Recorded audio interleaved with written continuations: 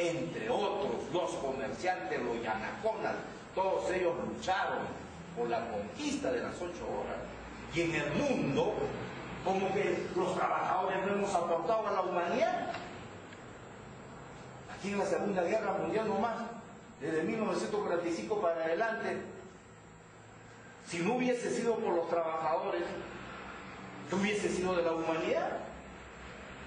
Porque era una situación de desastre mundial, porque la guerra es esto, la guerra deja esos sinsabores, donde los gobernantes de los países en Europa ni siquiera podían verse, no se podían comunicar, no podían hablar, no podían vincularse, porque eran los resultados de esa conflagración mundial. Ahí donde surgen los trabajadores, se constituye la gloriosa histórica Federación Sindical Mundial FSM, que existe hasta la actualidad y que recientemente, en un trabajo mancomunado y conjunto con la CGTP, hemos realizado el mes pasado de noviembre la primera conferencia de los trabajadores jóvenes del mundo, porque hay que preparar también a los jóvenes, porque ellos van a dirigir los destinos no solamente de los gremios, de los sindicatos, sino de la humanidad.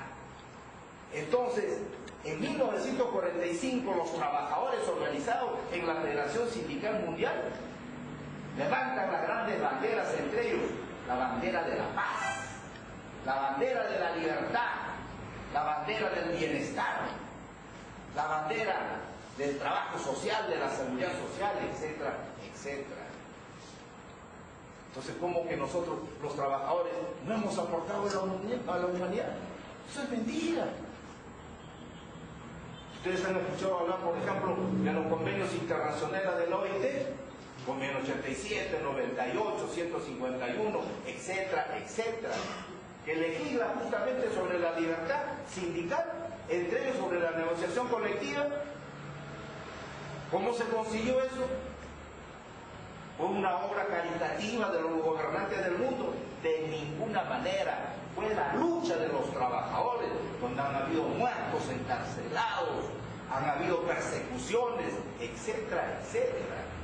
De tal manera, la humanidad debe darle también su lugar, su reconocimiento a los trabajadores.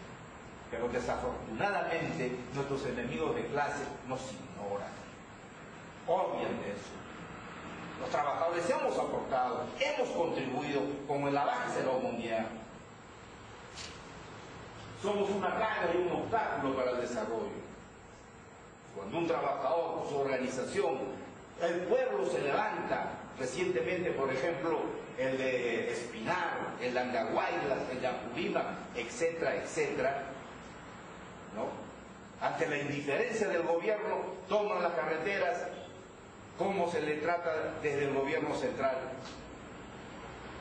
Son rechazadas esas medidas de lucha, sobre pretexto de que no contribuyen, no sirven al desarrollo nacional. Pero ¿de qué desarrollo nos habla el gobierno? Ese es el problema. A lo sumo, solamente hasta hoy lo que ha habido es crecimiento económico. Y a partir de la crisis del año pasado a esta parte, incluso ni siquiera crecimiento económico vamos a tener. Entonces no podemos confundir crecimiento económico con desarrollo. Desarrollo es cuando el pueblo tiene oportunidad, acceso a vivir humanamente. Como lo dijeron en su momento para plantear las 8 horas, Carlos Marx científicamente dijo y dividió las 24 horas en 3 partes. 8 horas para trabajar, 8 horas para descansar, para recrearse, para leer, para estudiar, y 8 horas para descansar, para dormir. Por eso viene la historia de las 8 horas. ¿Cierto? Entonces, ¿quién hace uso de las 8 horas científicamente planteadas desde esa óptica, vamos a decir, científica y clásica? Nadie. Aquí los trabajadores tienen que hacerlo hasta 12 horas, 16 horas en la famosa service, que no es otra cosa que sino el trabajo en condiciones de semi-esclavitud.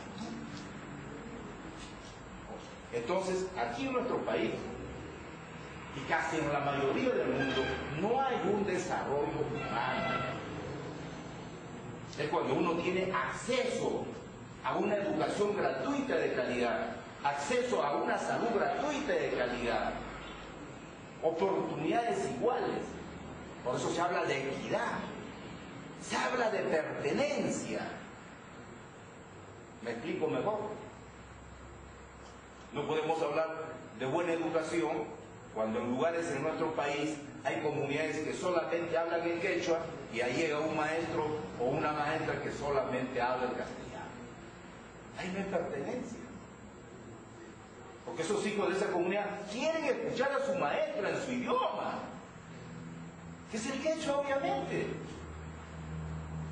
Entonces, no solamente hay que preocuparse por la calidad, sino por la pertenencia.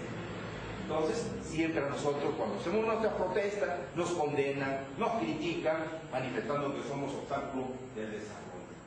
Que dice que no somos necesarios y tampoco somos imprescindibles. Mentira. La pregunta es, ¿qué harían los grandes capitalistas sin el concurso de los trabajadores?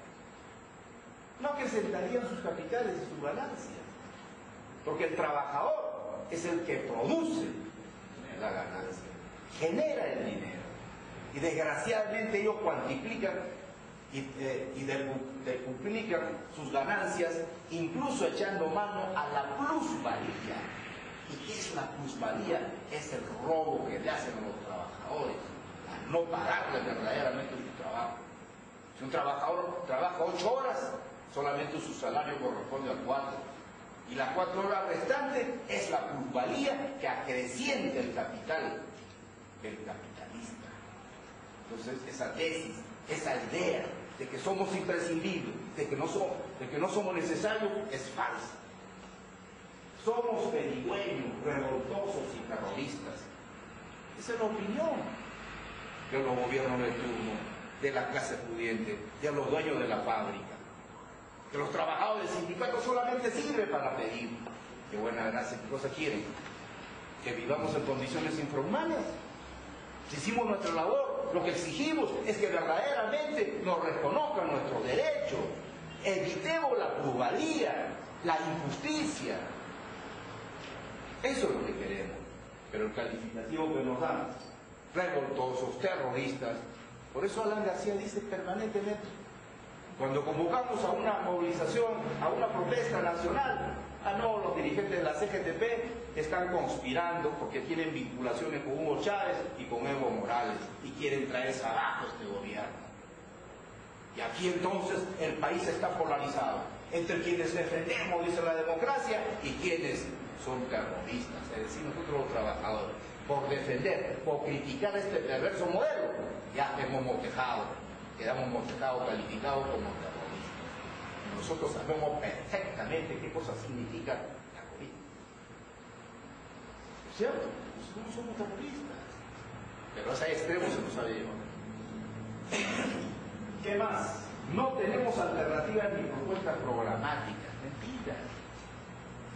Si nosotros estamos cuestionando con sólidos argumentos este modelo, es porque tenemos una propuesta. ¿Cómo puede ser posible que nuestro país solamente puede quedarse en el nivel de ser un país primario exportador de materias primas?